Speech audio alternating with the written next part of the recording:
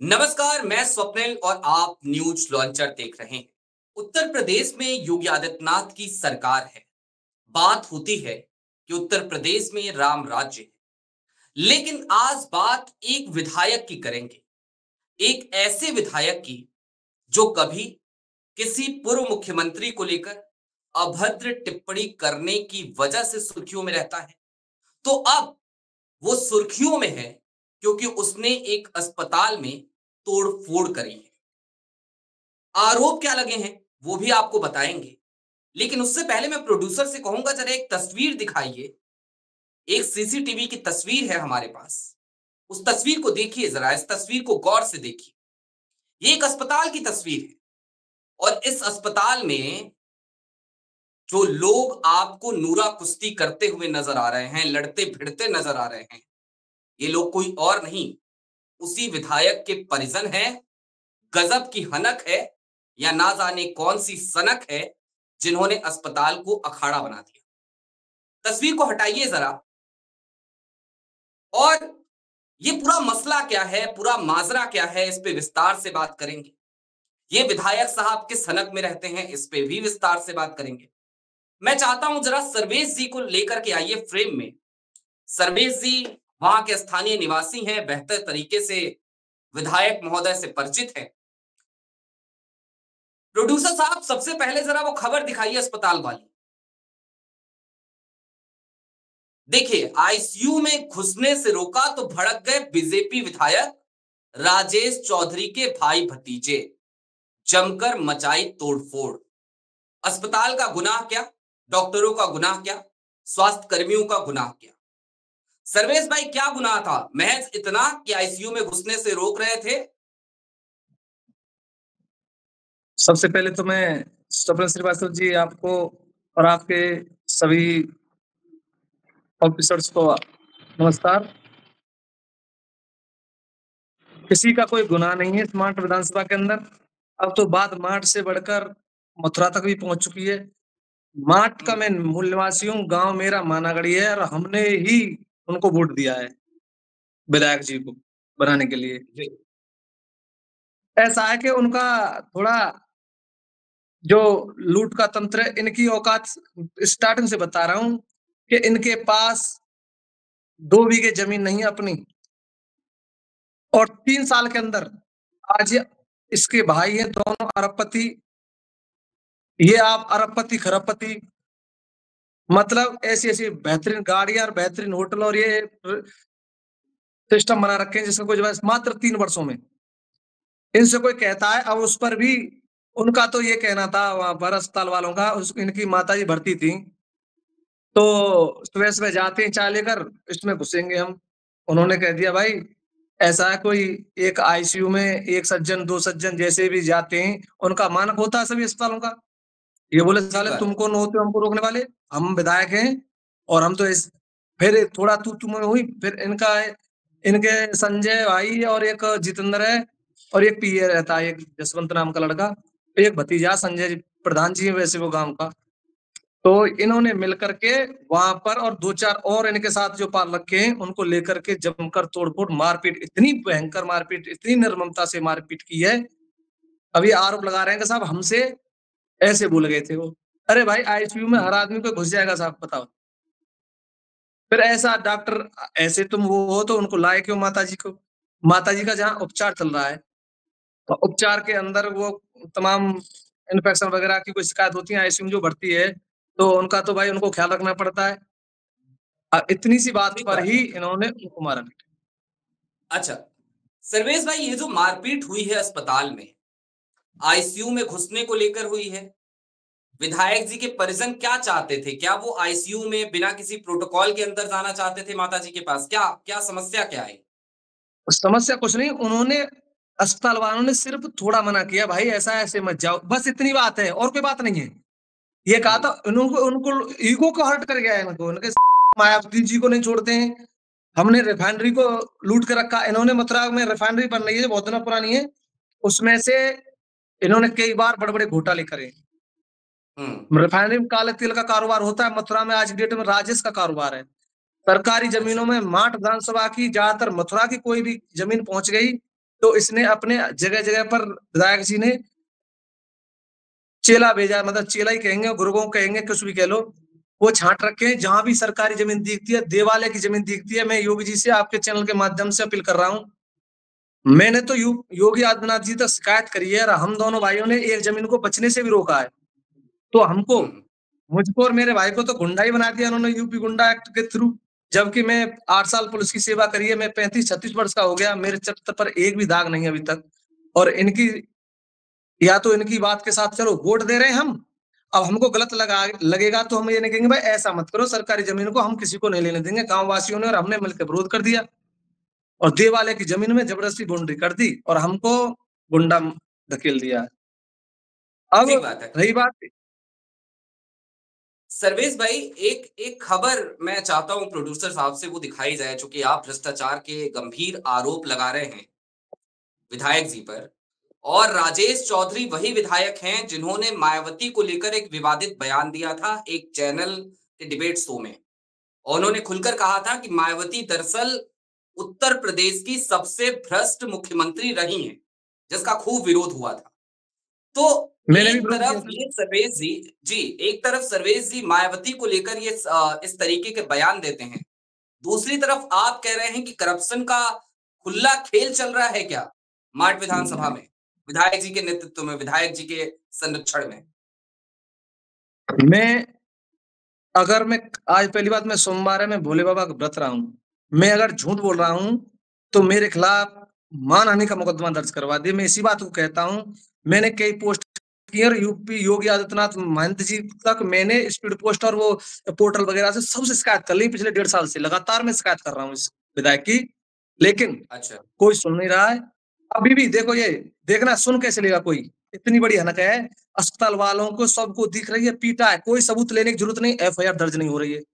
उस अस्पताल वाले से कह दिया है, या तो वो इससे राजीनामा कर लो और नहीं तो तुम्हारे हॉस्पिटल को सीज कर दिया जाएगा। इतनी बड़ी धमकी। अच्छा।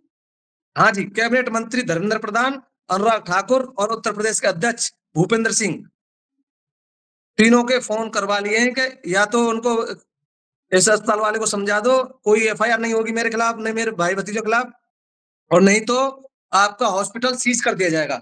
जिस वजह से उन्होंने मुद्दा उठाया था, ललित वार्ष्णेय जी का हॉस्पिटल है वो, मथुरा के जनपद के रहने वाले हैं। अब वो बिल्कुल साइलेंट होते नजर आ रहे हैं, धीरे धीरे गिरते नजर आ रहे हैं। अब बताओ क्या होगा इस देश में जब इतनी बड़ी मारपीट होगी, इतनी बड़ी गुंडागर्दी होगी। दर्शकों, ये बात जरा गौर कीजिए, आप सुनिए जरा इस बात को बड़े ध्यान से, बड़े गौर से।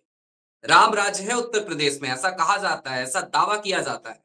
उस राम राज्य में सर्वेश भाई ये बता रहे हैं कि एक अस्पताल के अंदर एक विधायक के परिजन मारपीट करते हैं, तोड़फोड़ करते हैं। वो तस्वीर हमने आपको दिखाई, वो वीडियो वायरल है सोशल मीडिया पे, हर जगह सीसीटीवी की वो फुटेज वायरल है। और बावजूद उसके जब तहरीर देने अस्पताल प्रशासन जाता है, अस्पताल के लोग जाते हैं, तो ये कहा जाता है राजीनामा कर लीजिए, मुकदमे को खारिज कर दीजिए। और सर्वेश भाई, ये आप कैसे कह रहे हैं? आपने एक बात, बड़ी बात आपने कही, आपने कहा लोगों के फोन आ रहे हैं ललित के पास, ललित जी के पास। ये कैसे कह सकते हैं आप? मैं मथुरा से ही अभी अभी मैं घर तक नहीं पहुंचा हूँ, मैं हाईवे से उतरा हूँ, मथुरा से ही आ रहा हूँ सीधा। आज जैसे ही जी, उनका फोन आया था, मैं तुरंत ही अपने गांव से 8 किलोमीटर दूर हूँ, अभी बाजना में हूँ। जी, जी। आप इसकी तह तक मेरा विश्वास मत करो, ललित वार्ष्णेय जी का विश्वास, जो कह रहा है उसका विश्वास मत करो, वहां तक आके देखो एफआईआर दर्ज क्यों नहीं हो रही कानून व्यवस्था में अब तक। और कोई होता, और कोई विधायक होता, या जिनको ये आतंकवादी कहते हैं या किसी और कुछ धर्म के लोग कहते हैं, अब तक उनके घर बिल्डोजर चलता या नहीं चलता। इस विधायक के खिलाफ मैंने इतने आरोप लगाए हैं और शिकायत कर रहा हूं मैं पिछले 1.5-2 साल से लगातार, लेकिन अभी तक इनके कोई भी कुछ बाल बांका नहीं कर सकता। और दूसरी बात मैं बता रहा हूँ, ये प्रमुख भी है इनकी पत्नी, यहाँ नौजिल की, नौजिल के अंदर रेहड़ी पटरी वाले दुकान लगाते थे ब्लॉक के बाहर, देखना 50-60 लोग, और उनको 1.5 वर्ष हो गई, उनको इन्होंने बिल्डोजर चलवा के सबको भगवा दिया।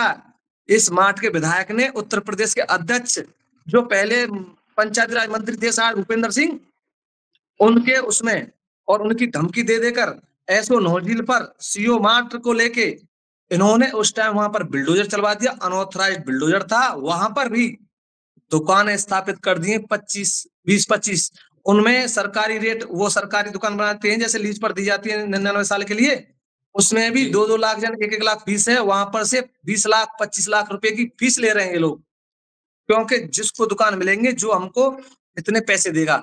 अब हमने मिलकर उन दुकानों पर स्टे रखवाई हुई है, ब्लॉक की दुकानों पर अच्छा हमने कुछ लोगों से मिलकर स्टे लगवा चुके हैं कि ये ऐसे दुकान नहीं बनेंगे, अनऑथराइज्ड है, इतने पैसे कोई नहीं देगा।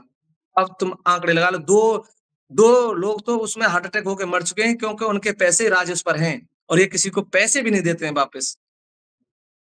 सिलसिलेवार हमारे तक कोई तरीके आ से नहीं जरा रहा है। बता सकते हैं सर्वेश भाई, ये जो विधायक साहब हैं इनकी पोल खोली है पूरी आज तो योगी जी, मैं ताकि पूरी पोल खोल देखें रहा कि उनके राम राज्य में कैसे कैसे विधायक हैं।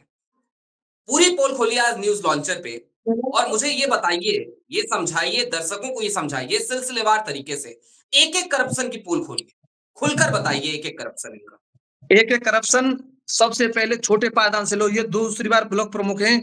पहली बात, सारे सारे बीडीसी खरीदे हुए थे, अनुराग ठाकुर जी का फोन आया था तो ये जबरदस्ती ब्लॉक प्रमुख बने। अब की बार डीएम खुद गए थे वहां पर, वो विरोध हुआ था, जबरदस्ती ब्लॉक प्रमुख बने। दूसरा करप्शन, सोसाइटियों का चुनाव होता है उसमें जबरदस्ती इन्होंने अपने सरपंच, जो कि आज खाद बीज की किल्लत हो रही है हमारे यहाँ, वो सरपंच बना दिए सोसाइटियों के। तीसरी बात, कोटा डीलर होते हैं, कोटा देते हैं गांव में, जी उन कोटा, जो कोटा डीलर कोटा में से 1 कट्टा चीनी, 1 कट्टा चावल और 1 कट्टा गेहूं नहीं देगा पूरे मार्ट में, मार्ट का रूल है ये, तो उस पर कोटा नहीं रहेगा। उन कई कोटा डीलरों को भी हटवा चुके हैं ये विधायक जी। देख लो तहरीर, पर इंक्वायरी होनी चाहिए प्रॉपर। मैं झूठ बोल सकता हूँ क्योंकि मैंने वोट दिया था, मैं विरोधी हो गया हूँ, लेकिन देखो वो कोटा डीलर क्यों हटवाए, इसकी तो जांच हो सकती है कि नहीं हो सकती सत्यता से। ठीक और बात है। इनके अकाउंटों की जांच करवाई जाए, इनके भ्रष्टाचार के, जिस आदमी पर 3 साल पहले 2 बीघे जमीन थी मात्र, आज उनका पूरा परिवार अरबपति और खरबपति कैसे बन गया। एक विधायक को इतनी तनख्वाह तो मिलती नहीं है साहब, हम्म। एक विधायक को इतनी तनख्वाह तो मिलती नहीं है जो अरबपति खरब। ठीक बात है। रिफाइनरी में एक बार घोटाला किया था इन्होंने, इन पर आरोप लगे थे चुनाव से पहले, तो इनको पार्टी ने निष्कासित भी किया था उसमें, जी पार्टी ने इनको निष्कासित किया था राजेश चौधरी को। धर्मेंद्र प्रधान से इन्होंने सौर ऊर्जा की लाइट और पानी की समरसेबल गांव गांव के लिए मंगवाई थी, बहुत हजारों, लेकिन उनको लेके कुछ गांव में लगा दी और कुछ गांव उनको सारियों को बेच दी इन्होंने। सौर ऊर्जा की लाइट आई थी धर्मेंद्र प्रधान द्वारा, मंत्री थे, तो सारी सौर ऊर्जा की लाइटें कुछ लगवा दी, कुछ को बैटरियों को बेच के और उनको सब सामान को बेच दिया। मैं उनके घर से मैं बात कर रहा हूँ, मेरा गांव उसके गांव से सिर्फ और सिर्फ 10-12 किलोमीटर दूर है। मैं उसके साथ चुनाव में रहा हूँ, मैंने उसको वोट भी दिए, लेकिन मुझको ऐसा नहीं पता था कि ये आदमी ऐसा अन्याय करेगा, ऐसा भ्रष्टाचार करेगा। वो तो हो गए ये कोटा सरकारी डीलरों की बात। जमीनों का आप कुछ बता रहे थे कि सरकारी जमीनों को लेकर के और सरकारी जमीनों को कब्जा करने का भी एक तंत्र वहां पे डेवलप हो रहा है। ये क्या है? ये माजरा क्या है? सरकारी जमीन इनको दिख जाती है, कोई बता देता है कि उस गांव में सरकारी जमीन पड़ी है 8-10 बीघे। हम्म। मेरे गांव के इस तरह से बताता हूँ, फिर मैं और 2-4 उदाहरण और दे दूंगा। मेरे गांव में 20 बीघे जमीन थी, मंदिर के नाम की जमीन, और मंदिर है वहीं पर, देवालय वहीं पर, जो पोखर तालाब होते हैं, उस तालाब की जमीन को और उस मंदिर की जमीन, जो कि साधुओं के नाम जमीन थी आज से 3-4 पीढ़ी पहले, उस जमीन को कोई खरीदता नहीं था। ये विधायक जी हुए, इन्होंने अपने नौजिल के निवासी बिट्टू जिंदल और मनीष जिंदल और एक कपिल सिंगल पत्रकार भी हैं हिंदुस्तान के, और वो सरकारी टीचर भी हैं, वो इनके एजेंट हैं, वो इनके दलाल हैं बहुत बड़े, सरकारी टीचर होने के बावजूद भी। और मैंने शिकायत भी दर्ज करवाई है, लेकिन उनका अभी कुछ नहीं हो रहा। कपिल सिंगल हम्म। उनका नाम है, नौजिल के रहने वाले हैं, और इनका नेटवर्क ऐसा है, उस सरकारी जमीन पर आकर बाउंड्री वॉल कर दी। और मैंने जब वहां विरोध किया, मैं बोला भाई तुम इस सरकारी जमीन को क्यों ले रहे हो, तो थाने से थानेदार इंस्पेक्टर शैलेंद्र सिंह अभी जमे हुए हैं, अभी भी हैं वो जाते हैं और कहते हैं ये गुंडागर्दी कर रहे हैं ये लोग, कौन कौन है, पुलिस वाला होगा, ये जो पुलिस की नौकरी छोड़ा वो तो गुंडा होगा, बस भ्रष्टाचारी होगा, और उसके खिलाफ गुंडा एक्ट की कार्रवाई की जाए। जब मेरे खिलाफ गुंडा एक्ट की कार्रवाई कर दी, तो एक दरोगा जी आते हैं और वो कहते हैं कि सर्वेश आपको गुंडा एक्ट की कार्रवाई होगी। मैंने उनकी रिकॉर्डिंग कर ली थी, तो मैंने सोशल मीडिया पर डाल दी। उसमें वो दरोगा जी सस्पेंड होते हैं। देखना, लेकिन थानेदार का कुछ नहीं होता, जबकि थानेदार ने गुंडा एक्ट की कार्रवाई की है। दरोगा जी सस्पेंड हो गए और उस जमीन को आज भी इन्होंने तालाब, रजिस्टर्ड तालाब है, उसमें से रास्ता देके और प्लानिंग के तहत पूरा सिस्टम बना दिया, उसमें कॉलोनी काटने की तैयारी है। और इनके रिश्तेदार ने उस जमीन को खरीद लिया, 30-22 बीघे 24 बीघे जमीन को, उसमें सरकारी जमीन भी ऐसी की ऐसी पड़ी हुई है। ये तो मेरे गांव का उदाहरण है। नौझील का उदाहरण मैंने आपको बता दिया। ब्लॉक के आगे ब्लॉक नौझील पड़ती है, वहां पर इन्होंने रेहड़ी पटरी वालों की बहुत दुकानों को फोड़ दिया, बिल्डोजर चलवा के। सी वो तो डायरेक्ट कहता है कि मेरी बात मान जाओ, या फिर मैं उत्तर प्रदेश के अध्यक्ष पर फोन करूं, या धर्मेंद्र प्रधान पर फोन करूं, या फिर अनुराग ठाकुर पर फोन करूं, मैं तुमको जीने नहीं दूंगा। किसी भी अधिकारी अच्छा की इतनी हिम्मत नहीं है माठ के सर्वेश अंदर। भाई, एक एक एक मार्के की बात आपने कही थी। आपने कहा था कि आप विधायक महोदय की बहुत सारी कंप्लेन कर चुके हैं, पोर्टल्स पे हाँ कर जी, चुके हैं, मुख्यमंत्री दफ्तर में आपने चिट्ठियां लिखी हैं, आपने स्पीड पोस्ट किए हैं। पोर्टल कोई की है। जवाब, जी, कोई जवाब, कोई संवाद, कोई बातचीत आपकी मुख्यमंत्री कार्यालय से अब तक हुई है इस मसले पर? कोई नोटिस लिया है मुख्यमंत्री जी ने आपकी शिकायतों उनके का? यहाँ से कॉल आती है सिर्फ। जो कॉल आती है, मैंने उनसे कह दिया भाई तुम मुझ पर कॉल क्यों करते हो, हाथ जुड़वा लो, कोई कार्रवाई नहीं हो रही है। विधायक तो मुझको, विधायक के मैं तो जान पर खेल रहा हूँ। देखो, मैं अवतारी करके आया हूँ गुंडा एक्ट की। पिछले 1 से 1.5 साल से लगातार मथुरा जनपद मेरे यहाँ से 70-80 किलोमीटर दूर है। मैं किराया भाड़ा खर्च करके रोज जाता हूँ वहां तारीखों पर। और ये जो गुंडा एक्ट की कार्रवाई करी थी, उसी सरकारी जमीन के उस पर करी थी इन्होंने, और कुछ नहीं था। मैं कोई चोरी करता नहीं हूँ, मैं कोई उठाई गिरा नहीं, मैं शराब में पीता नहीं हूँ। देखो जी, जो गलत होता है उसका विरोध मैंने पुलिस में किया, उसका विरोध मैं अब भी कर रहा हूँ, क्योंकि मैंने वोट दिया है। और इनका ये कहते हैं विधायक जी, मायावती जी जो 4 बार की मुख्यमंत्री रही थी, मुझको एसटी थी, क्योंकि उन्होंने मैं भर्ती करा था 2011 में। बहन जी ने बिना रुपया लिए मेरी भर्ती में 2011 में भर्ती हुआ था स्वप्निल जी। तो मेरे 1 रुपया नहीं दिया था। मैं गरीब परिवार से आता हूँ, किसान परिवार से आता हूँ। जब इन्होंने ये भ्रष्टाचार का आरोप लगाया था कि मायावती इस देश की सबसे भ्रष्टतम मुख्यमंत्री रही हैं, तो मैंने इनका विरोध किया था। तब इन्होंने मेरे घर पर गुंडे भेजे थे। 10-15 दिन होते हैं जब तक किसी न किसी को मेरे आसपास, घर के आसपास या कहीं में मिलता हूँ। मैं तो ऐसे डोलता हूँ बाइक से अपनी से, तो कोई न कोई आके कहता है भाई इस विधायक पर ऐसा क्यों कर रहा है, तुझे अपनी जिंदगी का होश नहीं है, वो तो सत्ता में, उसका कुछ नहीं बिगाड़ सकता है तू। मैं बोला भाई मुझे तो अच्छा, मरना है, विधायक का हाथ से मर जाऊंगा तो और अच्छा रहेगा, और नहीं तो कोई बात नहीं है। ऐसी ऐसी एक धमकियां बात मुझको मिल रही बताइए, हैं। ठीक बात है। सर्वेश भाई, एक बात और समझना चाहते हैं हम आपसे। आप पुलिस की नौकरी में थे, आपने पुलिस की नौकरी छोड़ी और उसके बाद से आप एक्टिविस्ट के तौर पर इस तरीके से लगातार लगे हुए हैं, भ्रष्टाचार के खिलाफ आप आवाज़ उठा रहे हैं। क्यों कर रहे हैं ये सब? इतनी मशक्कत क्यों? तो भाई पता नहीं मैं क्यों कर रहा हूँ। मैं इसलिए, मेरे घर वालों ने मुझको स्वीकार कर लिया कि बेटा तू अपने घर रह, चल ठीक है। लेकिन अब जब मेरे गांव में ही और मेरे ब्लॉक में ही कुछ होता है, तो मेरे अंदर से कोई आवाज आ जाती है।